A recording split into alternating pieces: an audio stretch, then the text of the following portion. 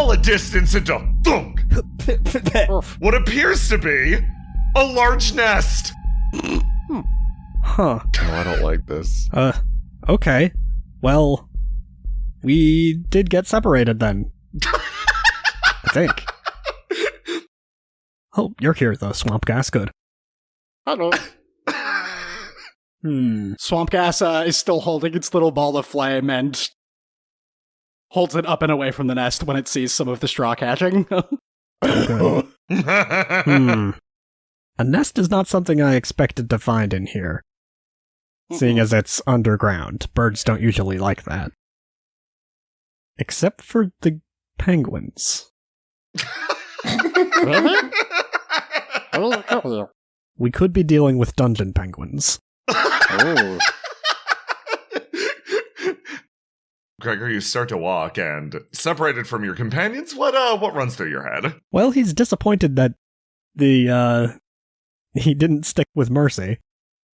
But now it's time to just explore and try and meet up with everybody. Hope we don't run into any dungeon fowl.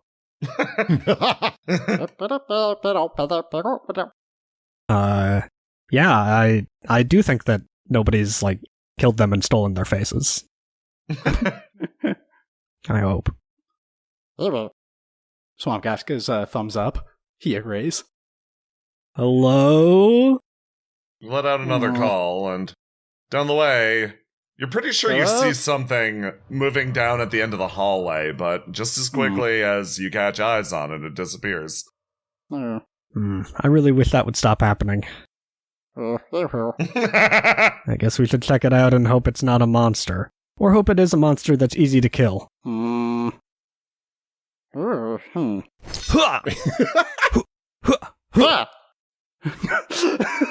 around the corner and down again. You see someone almost disappearing around the corner. Well, they're running away.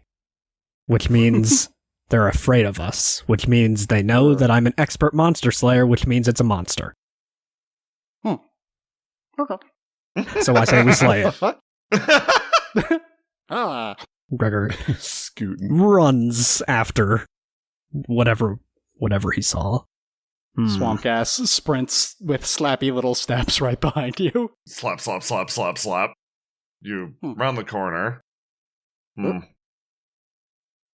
You look into a room immediately to your left, and you see the edge of what appears to be an awful mermaid statue? Maybe. But the creature that you were pursuing took a left up here. Wow. You're around the corner, and it seems like there's nothing here. Just more dungeon stuff. You begin to walk through a series of bars, and, as you do, you catch sight of a few things. Oh boy. One, a skeleton, but more importantly, you notice a few magic circles, and contained within, in the prison area of this prison, is everyone who broke its laws. You immediately, run up to the bars. Swamp Gas presses himself up against the bars, trying to scorch through. Hi! Mercy! Hey! Don't do what I did. You try to slorch through, it doesn't work. For everyone in here, after attempting to pick the lock, you are all stuck within one of these magic circles that, boom, every time you try to hit the side, seems to repel all force. Gregor, it seems, lucked out going absolutely last, as there's currently an occupant in one of these circles. Oh my god.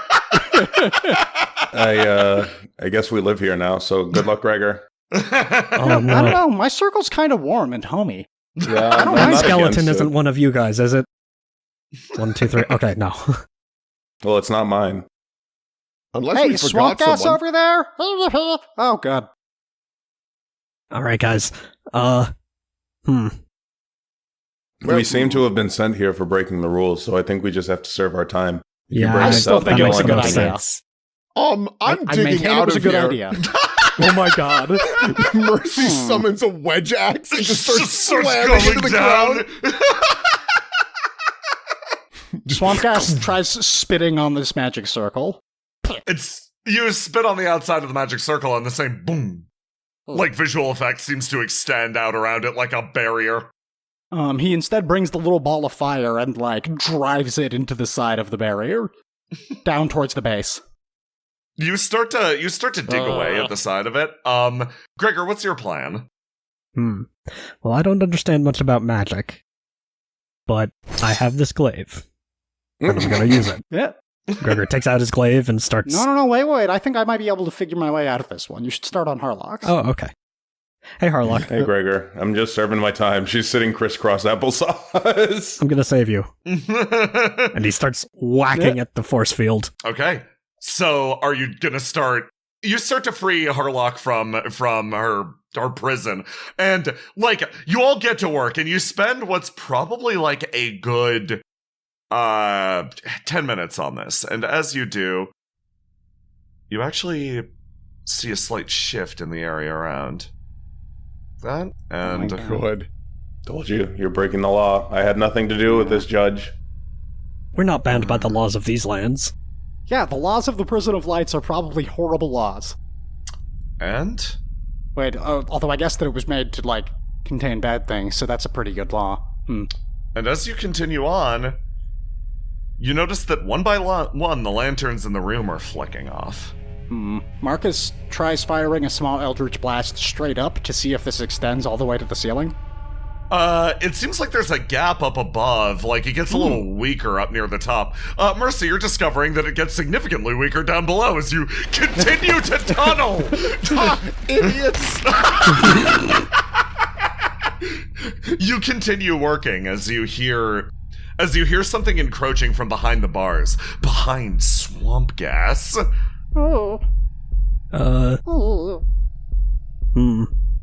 I'd sure hate to be outside of a magical barrier right now. Yeah.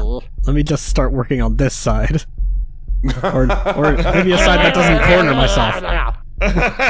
Swamp Gas, like, clangs up against the bars and tries to scare these things away. They disappear. Oh, he's gonna get grabbed by the ghouls. Have I made any progress on this magic circle? Oh no!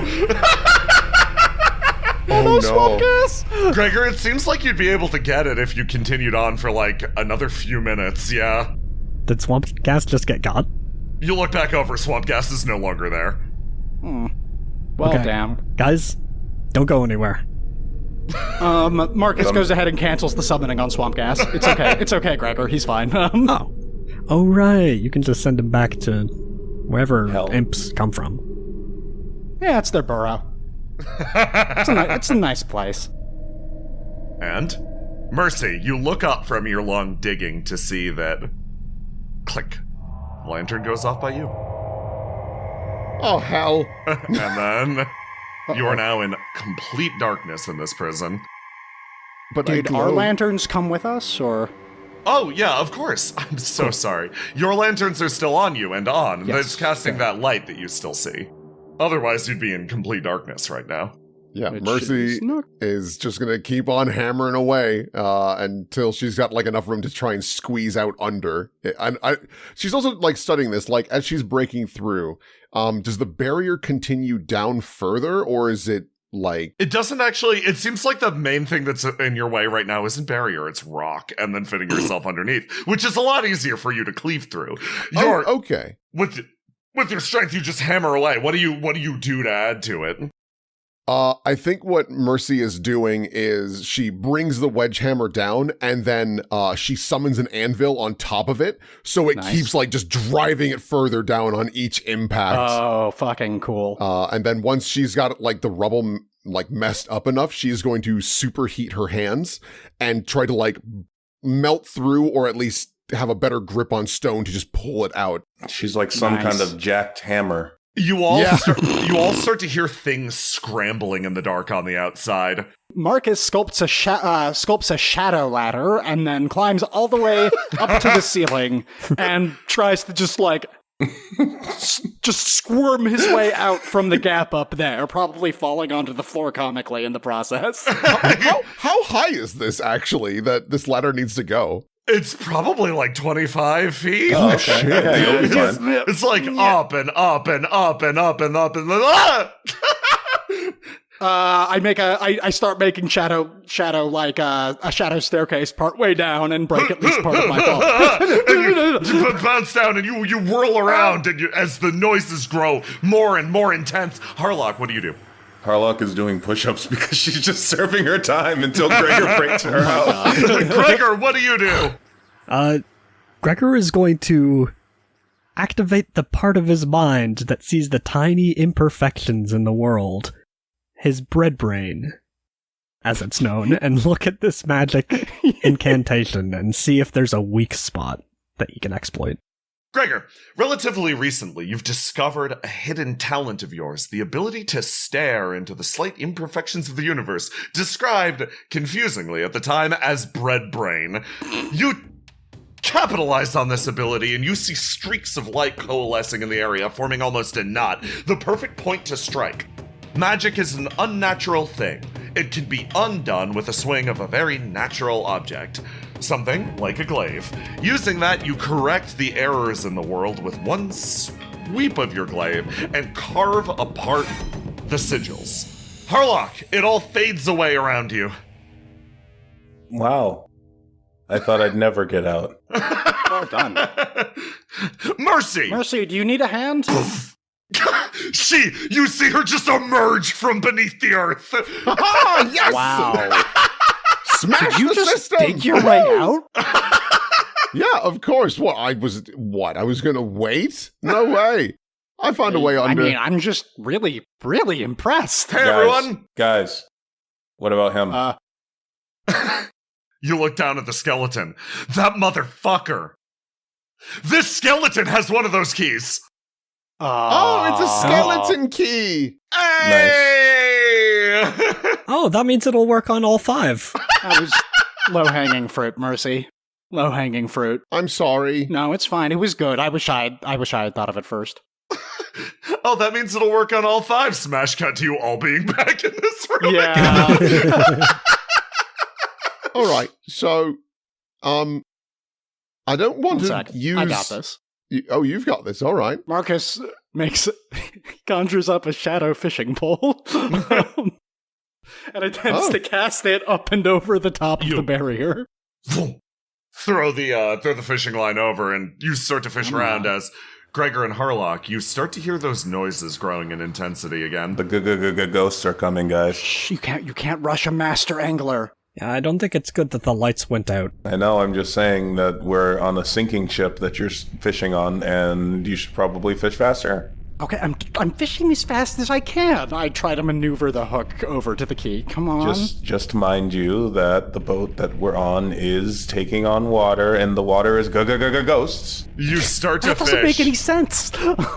As Marcus, you try to keep the rod steady. You try to remain focused. Rule number 1 of fishing.